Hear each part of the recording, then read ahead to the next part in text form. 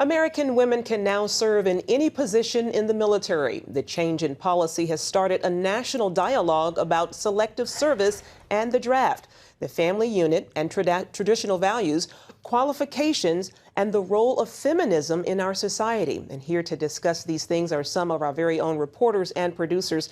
Caitlin Burke and Rebecca Kemp join us here in Virginia Beach, and Abigail Robertson and Amber Strong join us from our Washington, D.C. Bureau. Now, this could be a change for women regarding selective service, something that men have to sign up for when they turn 18 in case there is a draft. Does equal rights mean equal responsibilities, and should women sign up now for selective service? What I think we should do, because it is kind of unlikely we'd have to go into a draft situation, is when men and women turn 18, have them check a box and say if they would be willing to serve in the event of a draft. Because I do think you would have a fair amount of people who would still say yes. And that way, if we ever had to go to a draft, we would have a list of all the men and women 18 to 26 who would willingly serve, and then if that's not enough people, we can figure out a solution there. But I don't think it's a bad idea to have women sign up for the draft. Caitlin, what do you think when you hear that women are now going to be serving in combat roles? What are your thoughts on that? Right, I think Abby's solution is a great one. If I were 18, I certainly would not be checking that box personally, and I don't think that I would want my daughter to be required to sign up for the draft, sign up for selective service. But the facts are, you know, the U.S. Supreme Court considered the constitutionality of having only men have to register for selective service. And because women weren't in combat positions, they said that they didn't have to register. And that fact has changed. So I think that it will be looked at again, and hopefully it will be a solution that, you know, we can all live with, like the one Abby suggested. But because women are now, you know, allowed to serve everywhere, I think that they should probably be required to sign up for the draft as well. Amber, how do you think all of this could affect lives, both military lives and civilian lives? Oh, well, look, you know, legally, I don't think this is even a question anymore. As Caitlin said, there was a precedent that said this is why women don't have to serve, and that precedent, I mean, now that's gone. That standard is gone. So we have to think realistically about what this is going to bring for the future. And speaking from a personal standpoint, it's easy for me to sit here and say, yeah, equal rights, equal responsibility. But on the flip side of that, I do have a daughter, and I can't imagine her being 18 and in the unlikely event that she is drafted having to go to war. But there's a deeper moral issue, I think, if we're going to say that, between the whole idea of the draft period, because if we are going to have it equal, then we have to be ready as women to sacrifice our motherhood and the fact that we are moms and go off to war if men who are fathers are asked to do the same thing. Well, you know, the Center for Military Readiness did do a study about this whole thing about women in combat, and their results show that, you know, women are not as strong as men, they're not as fast as men, they're not as accurate in their sharp shooting skills. What are your thoughts, you know, about the whole, you know, there's no comparison? And there's actually some controversy after the study about, was this a fair study? Did the people who conducted the study not want women in military? Did they jerry-rig it so that women couldn't succeed? But the truth is that women just have a harder time dragging a deadweight body across a football field than a man does. Usually, there's on average, there are women who are exceptionally strong. There are women who can handle things like that. But this has been an issue. I mean, even in the 90s, they saw this with fighter pilots. Women couldn't be fighter pilots, and now they can.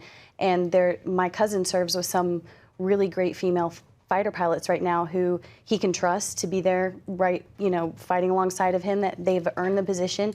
But they had to meet the same qualifications that men had to meet. There's a lot of women who are in the military who don't believe that the testing should be skewed in their favor. They don't think it should be changed. They think they should have the same testing as the men. The requirements for a job need to be specific to the job, not to an individual. My grandfather was one of the people who integrated women into the Secret Service.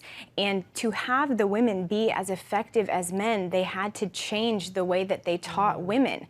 Men are stronger upper body, that's a fact. The strongest woman will not beat the strongest male. But women have very strong legs. And so the Secret Service taught these women to fight utilizing their leg strength. That's not the way that they taught the men. And the fact is that with our military right now, we don't have the manpower to change the way that we train women for these special forces combat jobs to make them as effective as their male counterparts. Now, some are saying that this is just another hit against the family unit, against biblical femininity. And do you all feel there's a moral objection to women in combat from a Christian standpoint? Abby, we're going to have you take that one real quick. I don't think you should pull a mother away from her child, but I think there are a lot of strong women in the world and a lot of women who wouldn't mind fighting and serving their country. And I also think we need to remember that just allowing women into any position, this doesn't have to be sending them to the front lines. There are a lot of strategic positions, tactical positions, just positions that women don't necessarily have to be as strong as men to do, but can have strengths in other areas. Amber, I know that you wanted to weigh in on this as well. Right. I think that the biblical role of a woman is varied. We can't say that this is exactly what a woman is supposed to do according to the Bible, because the women of the Bible were, should I say feminists? I don't know if that's a bad word here, but I said it. You know, there were women of the Bible who were spies. There were women of the Bible who were judges. Women of the Bible, the virtuous woman in Proverbs 31, she bought a field, which means she was a businesswoman. She had merchants, she had servants. So I don't think that we can say this is what a woman is supposed to do and this is the role according to the Bible, because there are various roles. In Israel, there are women who openly serve in the military in combat roles and have been for years. A lot of people use the IDF as an example of a successful integration of women in the military.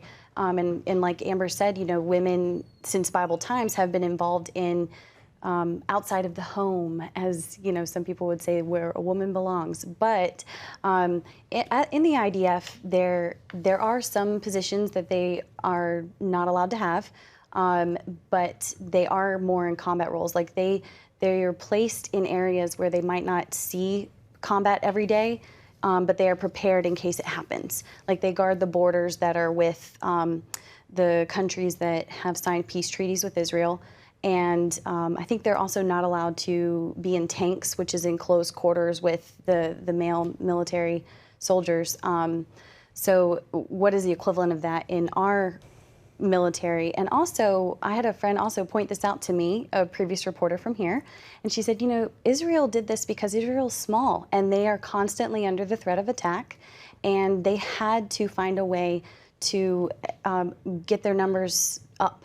And in America, it's different. It's coming from a philosophical standpoint of equality rather than a necessity. The overwhelming problem here is that in our country, it's become something about political correctness for this decision, and for so many now that we're facing. It's not about military readiness, and that's what needs to be the focus, especially in the current climate, I guess, with ISIS doing so much. It needs to be about how could we win this war. Talk about the femininity issue in all of this. You know, women at certain times of the month are just biologically weaker than men, and it affects you emotionally, it affects your strength.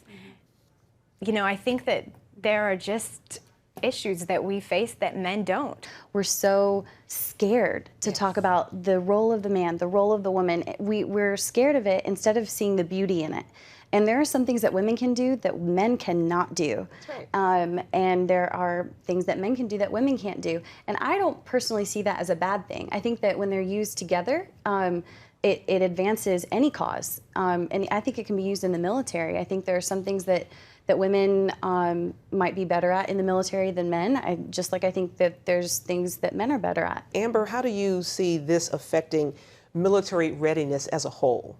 I think until we decide this is truly going to be equal down the board, all the way across, then we are going to have trouble. And we have to push aside this idea of equality or femininity and think what's best for our soldiers and best for our Marines. And if these people, these women, are not trained to the same standards as their counterparts, then none of it matters. Ladies, excellent topic of conversation today, excellent responses, and we thank you all for joining us. We really appreciate your time and your insights today.